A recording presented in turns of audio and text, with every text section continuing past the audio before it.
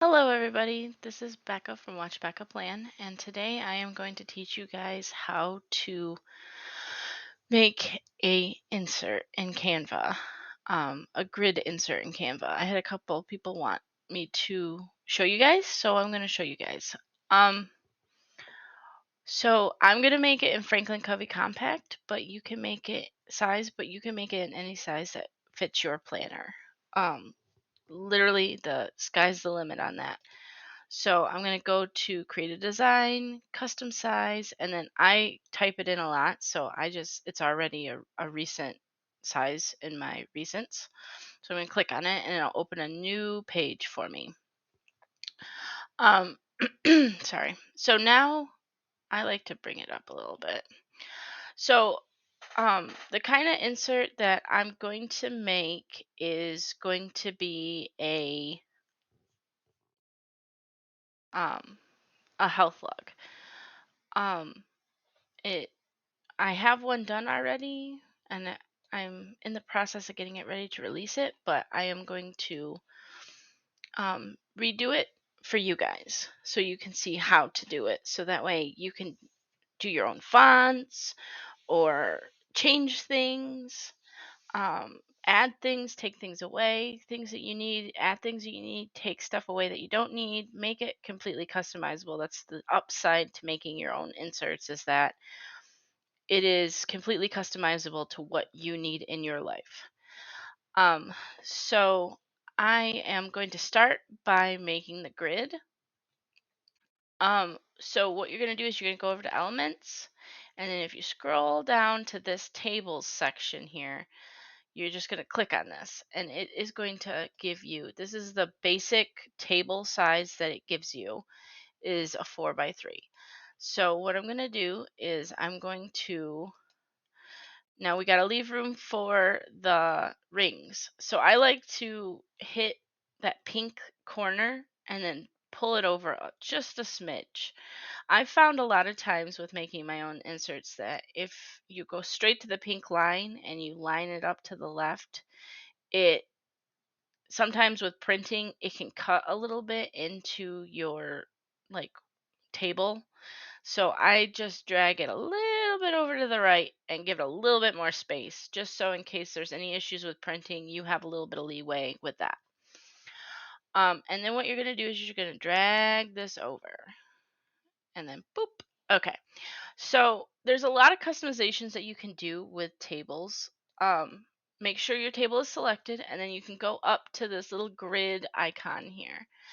Um, if you've ever worked with Excel or Google Sheets, this is kind of what you can do in that program as well. You can change the color of the boxes. So you can select a single box and change the color of that single box, or you can select the whole table and change the whole table. So, um, you know what? Actually, I'm not going to make a healthcare tracker. I'm going to make a yearly tracker. Okay, so what we're going to do is a lot of my favorite thing to do is to um, so change the color of the grid. I don't like a super black grid. So what I'm going to do is I'm going to select all borders, go to this little color icon, and then I always select the lightest gray color. And that'll change your entire grid border to that color. You can also go in, sometimes depending on the size insert you're using, you might need to, the border weight should always be 1. I wish it went less than 1 so it was thinner, but it doesn't. It just goes to 1. That's the thinnest you can get. So I always just put it on 1, no matter really what I'm doing. Um, that's usually my standard setting is 1 on the border weight. So just a heads up. So we're going to make a yearly tracker. So what we're going to do is um we want 12 months. I like my yearly trackers to have to be vertical instead of horizontal. So what I'm going to do is I'm going to need 13 columns because we have 12 months, and then you need space to write what the item is that you're checking off each month. So we need 12 smaller columns and 1 bigger column. So what we're going to do is we have 3 columns. So I'm going to select these 2 columns and click add 2 columns and then add that, and then 4, and then, so what I'm doing right now is I am clicking on one box and then I hit shift and I go down to the fourth box, and then I right click on it and it brings up this menu. Here you can merge cells, you can add columns, add rows, move columns over, um, make them equal. So like if you've been messing around with the sizes of the columns and they're not equal anymore, you can select the column or the rows or columns that you want, and it will equal them out so they're all the same size. Size row to content and size column to column columns, size columns to content. um, I don't use these very often. I do my own spacing with my grids, so I don't really use this very much, but I'm sure it would come in handy at one point or another. So what I'm going to do is add 4 columns, and then I'm going to click it again and add 4 more columns. So that should give us 3 times 4 is 12, right? Yes. Okay. Don't make me spell at night and don't make me do math ever. All right, so then what we're going to do is we're going to select this first box here. I'm going to hit shift and go all the way down. And then this will only make these boxes. I'm just dragging my mouse over while I'm hitting shift and it'll make them smaller. So this is as far as I can go, even if I'm hitting shift. Oh, maybe not. Oh, it's going to make it go that way. See, and so if you just do it normally like that, if you hit shift, it'll make it go farther once you hit that limit. So once I don't hit that, I can go. Anyway, that's as far as I can go. So what I need to do is I need to change my cell spacing. So I'm going to select the whole table. I'm going to go up here to this table spacing, and I'm going to turn this down to 1. Now, this is going to make it so that your words, if you're typing words in this table, it's the spacing between the word and the edge of the cell. So if you want more spacing in there, then you're going to want to turn this up a little bit. If you want less, I like to do this because it makes the table smaller. Because a lot of times with inserts, these tables, this is the only downside to these tables, is that they generally want to be pretty big. They want big cells, big table. They want it to be big. So you have to do a couple little tricks in order to make it smaller. And this is one of them. Cell spacing is one and font size is the other. So what you can do is if you're in a situation where you're trying to make a table and it isn't just and you're not if you're not going to type anything in the table, font size doesn't matter anyway. It's just going to allow you to make it smaller. If you're typing something, that might play a factor in it. So you'll have to play around with it a little bit and see what works for your specific table. Because the nice thing about this is that you can type in instead of having to print out the yearly tracker and write everything in. You could just type it out, and then you have it for every year, and you don't have to worry about it rewriting everything over and over again. That's the main reason why I started doing this, so I didn't have to write everything over and over again. So I'm gonna try without changing this because I do have to write the months up here. So I'm just gonna try and see how it goes. Sometimes I like to just kind of mess around with it a little bit. So I'm gonna do that trick again where I click this and I hit shift and then I go down to this one, and I'm just gonna try to see how far I can get this to go. That seems about right. I feel it because if you're thinking about it in the grand scheme of an insert in your planner, about the halfway mark on the page would probably be enough room over here to write if you were writing. If you're typing it, play around with that and see what works for your font and size and everything that you want. But for me personally, this works pretty well. So what we're gonna do is we're gonna put. Oh, see, the font size is huge. Let's just play with it this way. All right. So I put my caps lock on, and I'm doing January, February, March, April, May, June, July, August, September, October, November, December. Okay. So I have my months done. And then I selected the whole table, and what this does. So this specifically, if you're typing your items into this column, selecting the whole table right now and changing the font to what you want it to be will make it so that every row that you put down, because we're going to fill this whole page in with these rows, makes that font. So changing it now is a great idea, because then you don't have to constantly, you can select the whole table at the end and make it all one font. But this also makes it so that everything is cohesive from the beginning. Um, it there's ways to fix it afterwards. You don't have to do this. So let's do Times New Roman. They always make it bold. I don't know why. I like to do my font one shade darker than black on the default colors, just so it's not as harsh on the page.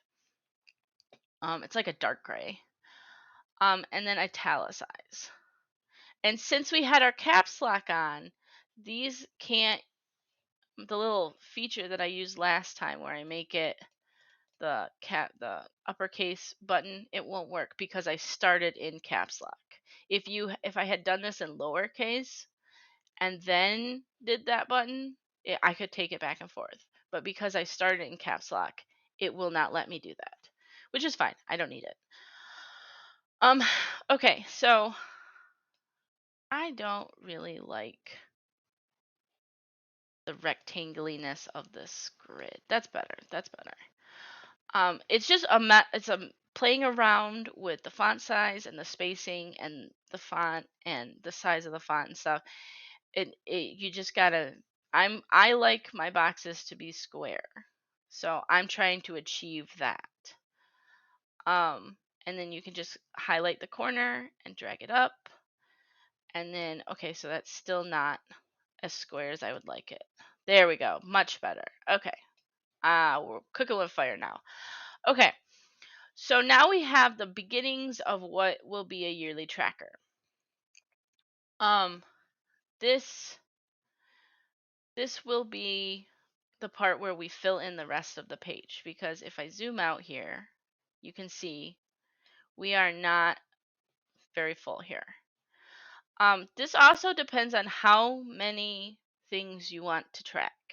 If you want to have a full yearly tracker, a full page, and you have that many items, that's great.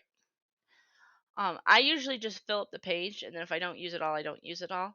But if you like to have a full insert, you can play around and maybe not have um, square size boxes. Maybe you'll have more rectangular, but you have less items on your insert. So it's just preference and what your insert is going to be used for.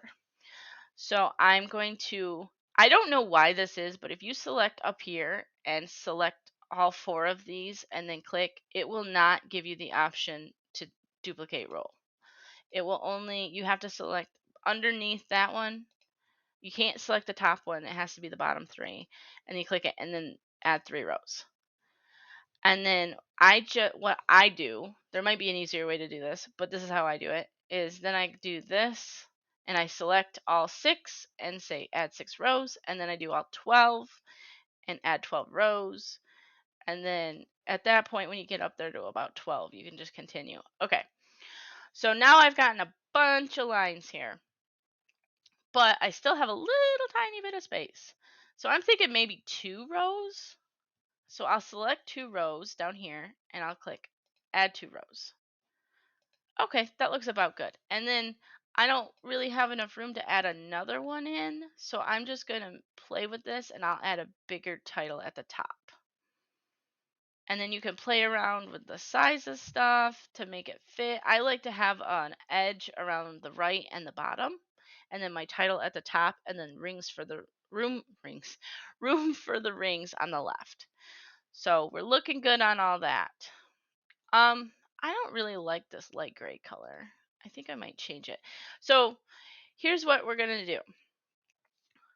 I'm gonna add a border, a darker border. So what you can do is you can go to this border button and then click on it, and I'm gonna add this middle gray. And then I'll show you what I'll just unselect and show you what it looks like. So this adds a border around your grid. And then what you can do is you can select this box and hit shift and then go down to D. And then so this whole top row is selected. And then you can go to your thing and you can click this one that says bottom borders. So this is going to be only the selected cells box like edges. So all of these right here are only for this selected box. If you selected the whole table, it would be for the whole table. If you selected 5 of these rows, it would be for those 5 rows only. So whatever is currently selected when you hit that button, it is that cell's current like choices. So what we're going to do is we're going to add a bottom one. So we're going to go to this bottom one and then we're going to hit the little bit lesser one there. So that way I'll unselect it. So now we have an outside border and we have a border here. Now we're going to select this edge here. So we're going to select this and go down. And so now we have this selected. I'll zoom out a little bit so you can see a little bit better about the whole table. There we go. So now we have this whole row selected, and I just did the same thing where I click it and I hit shift and I go down and it selects all of these rows. We're going to go to this border and we're going to click this left one because this selected box here, we want this left or right, left, this right side, we want this selected because that's what we're going to do a little darker. And then we're going to do that same thing where we go a little bit darker. The same, I think it's the same one as up here. Let's check. Yeah. So now we have our months, our check boxes, we have our place to write our stuff. It's looking better. So now what we're going to do is, this is what I like to do. You don't have to do this. You can write right here, task, and then have the months. But this is something I just recently started doing. So what I like to do is I like to select this box up in the upper left-hand corner here. And then I go here and I click the left side of the box and the top of the box. And then I go here and I go to white. And see how it gives me that box is gone now because it's got white edges. Those are the only outside edges. So now you have no box there.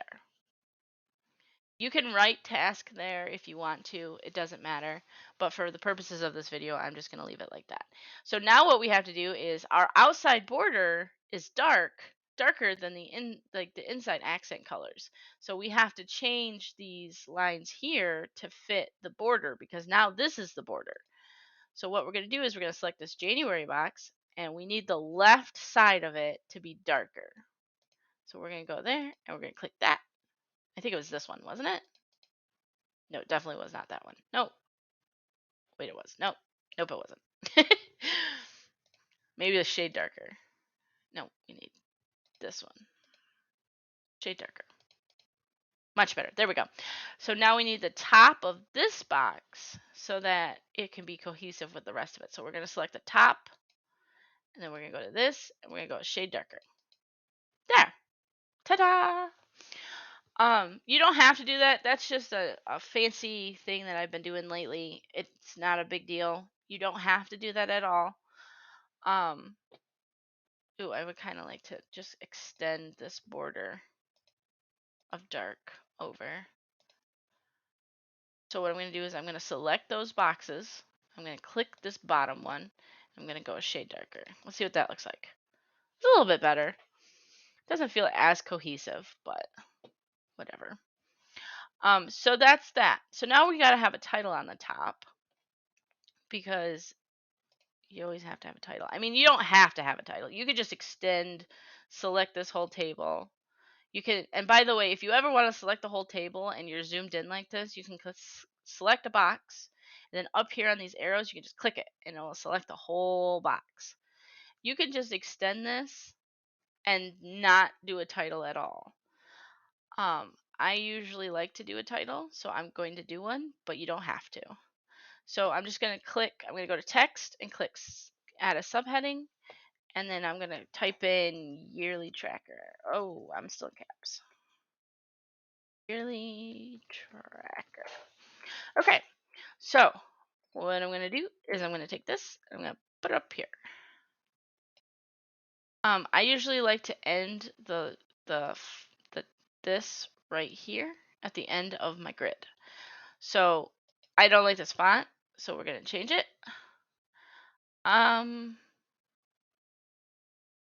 Let's do, it always adds it as bold. I don't know why. Let's do that. No, I'm gonna have it cohesive with the other one. Oh, hang on. This is where I spend most of my time is the font picking stuff. And then we got to change the font to a little bit darker because, or a little bit lighter, because I don't like having black for some reason. There. And then we can italicize that. There, much better. Okay. So now we have the yearly tracker title, we have the months with the grid, the check boxes, we have the area to write what the item is that we're checking off. This is the point where if you wanted to, you could start typing it in. Let's say you power wash your house, or let's say get, what do you do on a monthly basis? Good God. Clean your oven. Clean oven. And then um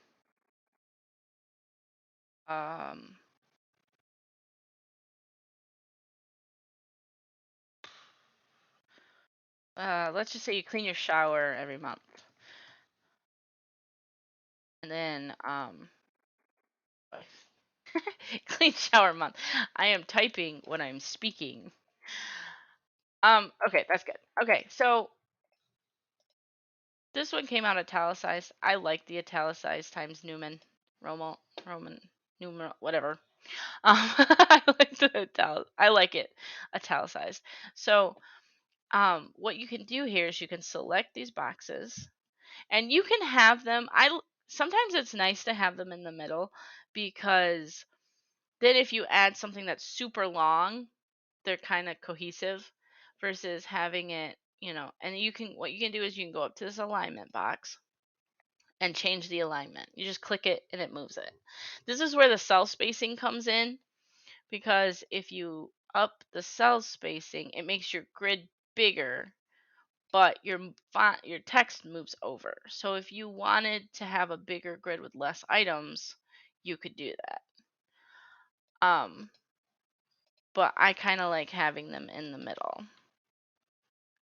I've done it both ways, but personally I kind of like that. So yeah, that's how you make a gridded insert. This is like the advanced one. You can also do this is one I just made a little while ago with my Pokemon Go Pokedex. And I have the title up here, and then I have the number of the Pokemon, the name of the Pokemon, what is needed to evolve or get the Pokemon, and then if it's a Mega Pokemon or a regional. So I have 5 categories of information. And then I have many, many rows.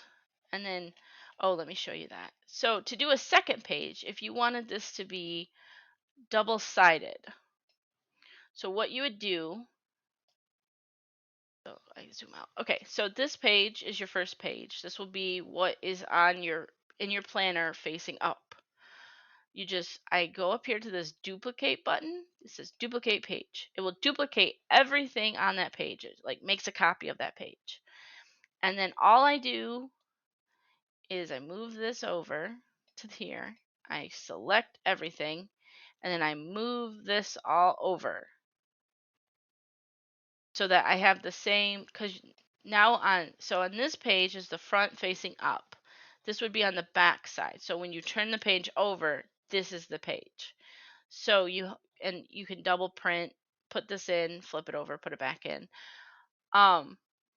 So this needs to have the spacing on the right hand side because the rings will be on this side. So all of the spacing stuff I did over here, I have to do on the right over here. So it's the easiest way to duplicate a page and make an insert double-sided instead of just having it be one-sided and then a blank page on the back. You can duplicate the page and completely just move everything over to the other side so that way your rings can, you're not putting this stuff in your rings. So it works pretty well. I do that a lot. um but yeah, so this is the insert that I made, the Pokemon Go insert, and I selected the whole table, and I selected the sides. You can select two of these at once. So I selected both sides and set them as white.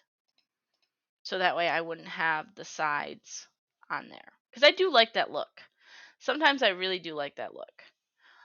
Depending on what the insert is. Um, so yeah, that's everything I can think of off the top of my head. It's just a lot of playing around, but once you get the hang of it, it comes in real handy. I have made inserts in Google Sheets before, and it's great to making the inserts is amazing. It's so easy. But printing the inserts is really, really hard because in here I can go up like I did before, share, download, PDF print, crop marks, download, and then it prints as a PDF with crop marks and my insert size page. I have completely switched over from making inserts in Google Sheets to this because where the Google Sheets grids and box cells and stuff that you can do with it is way more advanced. The printing aspect of it, this Canva has a one up on it so much. So much. It is, yeah, the printing is makes it so much better. Printing in Google Sheets is real hard. For a specific size insert, getting it sized right, and it's back and forth between the print preview and your sheet, trying to make sure everything is lined up to fit into that page. And here it is a predestined page, and you're just making it. So yeah, Canva is definitely, if you're doing anything with a grid or lines, Canva is definitely a better option, I think, just for that printing aspect.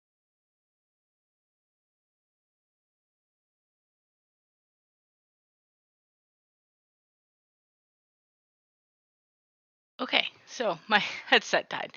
But yeah, so if you have any questions or concerns, just let me know. Um, I I feel like I went over everything, but if I missed out on anything, just leave a comment below, and I will try to get back to you or make another video about it. These are the basics. I think that's pretty much everything you would need to really get in there and kind of mess around with stuff and see how it works for you if you want to make something specific. If you have any other questions, just let me know. And yeah, and if you have anything else that you want me to like show you how to make, I will gladly show you. One of my favorite things to do also is printing on sticky notes. I was going to try to do a video on that too. So you can make your own sticky notes to print out on. Um, that's really fun to do.